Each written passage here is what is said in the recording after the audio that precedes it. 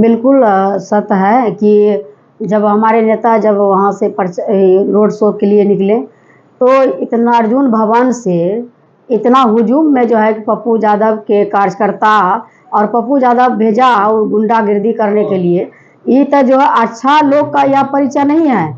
चुनाव लड़ने का सबको अधिकार है, सब लड़ सकता है, सब प्रचार कर सकता है, रोड शो कर सकता है, इसमें कोई रुकावट नहीं है किसी को।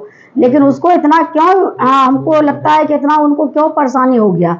जो हमारे नेता जो आदरणीय भाई हमारे तेजस्वी यादव जी और हमारे जो सांसद थे राज्यसभा का जो मनोज झा जी साथ में थे, हमारे जो भाई मुकेश सहनी जी थे साथ में, और इसके बाद राज्यसभा के सांसद संजय यादव जी थे साथ में, तमाम हमारे साथी थे और माननीय विधायक जी थे, बाईसी का भी थे, सब उसमें हम भी थे।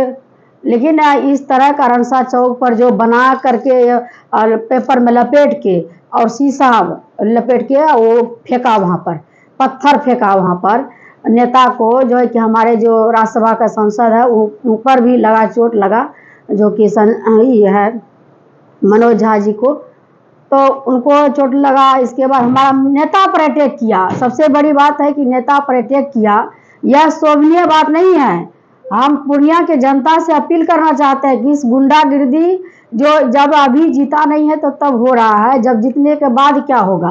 पूर्णिया का जनता को सोचने का जो है ना समय आ गया है, और जनता निर्णय करे इस बात का कि इस तरह से जो कर रहा है। जहाँ भी हमारा कार्यक्रम रहता है वहाँ पहुँच जाता है, 10 गो लफुआ लेकर के भेज देता है गुंडागिर्दी करने के लिए, नाराबाजी करने के लिए। ये कौन तरीका हुआ। एक महिला प्रत्याशी है, उसको समझ आना चाहिए, वो खुद समझदार है, चुनाव लड़े हैं, इतना वो तो समझ होना चाहिए पप्पू यादव को कि किस तरह से हमने जो है कि एक महिला के साथ कर रहे हैं। उसका कोई सभा होता है, कहीं कार्यक्रम होता है, मेरा आदमी तो नहीं जाता है उसका नाराबाजी करने के लिए, मारने के लिए।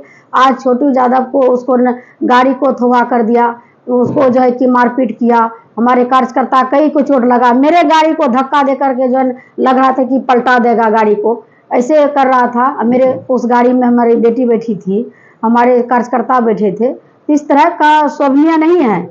हम तो प्रशासन से यही आग्रह करेंगे, एसपी साहब से, कि जो भी यहाँ पर इस तरह से गुंडागिर्दी कर रहे हैं उसको चिन्हित करके उसको कार्रवाई कीजिए। ना तो आने वाले समय में पूर्णिया के जितने भी हमारे व्यवसायी है, जितने हमारे यहाँ के जनता है, सभी भयभीत में जी रहे हैं और जितने के बाद और भयभीत में होंगे। हम बार बार जो डीजीपी साहब से भी आग्रह करेंगे, यहाँ के एसपी साहब से आग्रह करेंगे, और सभी से हम यही आग्रह करें, डीएम साहब से भी आग्रह करेंगे कि इस तरह का जो हुड़दंगबाजी कर रहे हैं पूर्णिया में, यह चुनाव नहीं हो रहा, यह गुंडागिर्दी हो रहा है। जो गुंडा बाहर से मंगाया है, जो दूसरे सब जिला से मंगा करके इस तरह से कर रहे हैं, तो यह शोभनीय बात नहीं है।